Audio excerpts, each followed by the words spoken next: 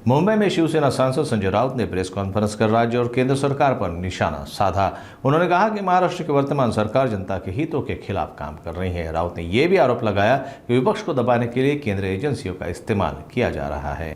सांसद संजय राउत ने सरकार पर भ्रष्टाचार के आरोप लगाते हुए कहा कि जनता अब इस दोहरे खेल को समझ चुकी है और आने वाले चुनाव में इसका जवाब भी देगी। राउत ने यह भी कहा कि उनकी पार्टी बाला साहेब ठाकरे के विचारों को आगे बढ़ाने के लिए प्रतिबद्ध है। भ्रष्टाचार, महाराष्ट्राची लूट, महाराष्ट्राचं अधपतन आणि हे उघड्या डोळ्यानं पाहणारे हे लाचार राज्यकर्ते ज्याच्यामध्ये हे लोक सहभागी आहेत, हा जर बाळासाहेबांचा विचार आहे असं त्यांना वाटत असेल तर हा महाराष्ट्र अत्यंत धोकादायक लोकांच्या हातामध्ये गेलेला असं मी मानतो। एकनाथ शिंदे हे काय शिवसेना प्रमुख नाहीत किंवा शिवसेना प्रमुखांचे वारसदार नाही। एकनाथ शिंदे हे आणि त्यांचे लोक हे ईडी सीबीआयच्या भीतीनं पळून गेलेले जयचंद आहेत। जयचंद ज्यांनी देशाच्या शत्रूला किंवा महाराष्ट्राच्या शत्रूला मदत करायचं ठरवलंय आपली कातडी वाचवण्यासाठी। हे महाराष्ट्राला माहिती आहे। तुमच्याकडे भ्रष्ट मार्गाने मिळवलेला अमाप पैसा आहे आणि त्या पैशाच्या माध्यमातून लोक विकत घेणं, संस्था विकत घेणं, मतदारांना विकत घेणं आणि त्यातून निवडणुका जिंकणं, याला तुम्ही जर राजकारण म्हणत असाल तर अशा प्रकारच्या राजकारणाला बाळासाहेब ठाकरे हे वेशेचं राजकारण म्हणायचे। मी हा शब्द काळजीपूर्वक वापरतो।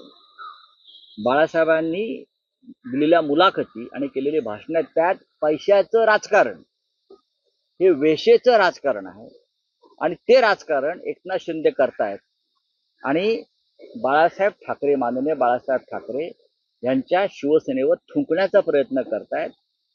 जे नरेंद्र मोदी आणि अमित शहा यांना हवाय थोडा थोडा राज्य करा। बाळासाहेब ठाकरेंची शिवसेना फोडून एक समांतर शिवसेना अमित शहानी निर्माण केली। पूर्वी पुराणामध्ये एक सृष्टी आणि प्रतिसृष्टी होती, ती प्रतिसृष्टी काय टिकली नाही। शिर्डी आणि प्रतिशिर्डी असते, लोक शिर्डीलाच जातात।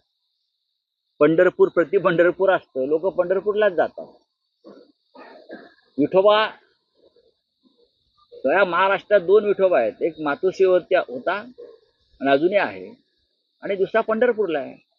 बाकी सगळे आता हे कोणी देवळं बांधली असती ती तात्पुरती आहेत। तेव्हा एकनाथ शिंदे यांचं प्रकरण फार गांभीर्याने घेऊ नये, त्यांनी त्यांच्या पालकमंत्री पदाचा वाद सोडवावा। स्वतः ते उपमुख्यमंत्री आहेत, काल मुख्यमंत्री होते, उद्या तेही राहणार नाही हे पण तुम्हाला मी सांगतो, कारण तिसरा उपमुख्यमंत्री लवकरच महाराष्ट्राला मिळतोय आणि तो त्यांच्याच पक्षातला आहे। त्याचा त्यांनी विचार करावा। नाही, मी नाव घेतो का? ज्या घडामोडी पडद्यामागे सुरू आहेत, म्हणजे एका राज्याला भविष्यात 3 मुख्यमंत्री मिळू शकतील अशी परिस्थिती आहे। मी मला वजन होतं कुठे यांचं?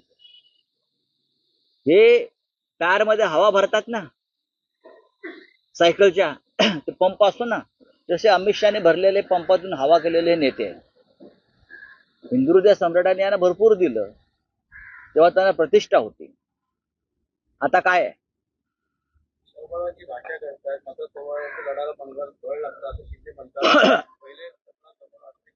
बघा, शिंदेच्या भाषणाकडे फार लक्ष देऊ नका।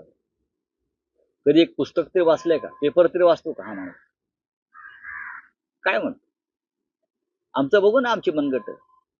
तुमच्यावरती मनगट चावायची वेळ येईल लक्षात घ्या। एक लक्षात घ्या, आम्ही लाचारी करत नाही, लाचारी पत्करली नाही।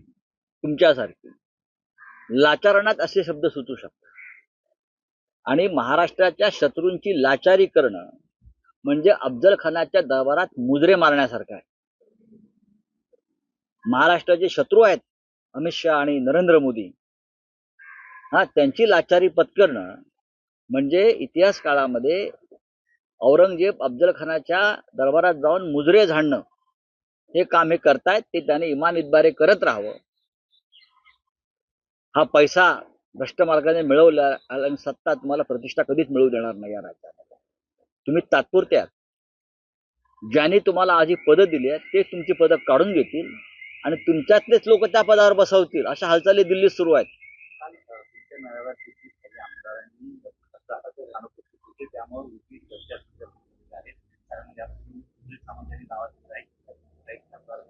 बरं, उदय सामंतांना माझं आव्हान आहे की ते तुम्ही प्रवेश वगैरे दिलात बरं का, की आम्ही टीव्हीवर पाहू आणि मग आम्ही रिॲक्शन देऊ.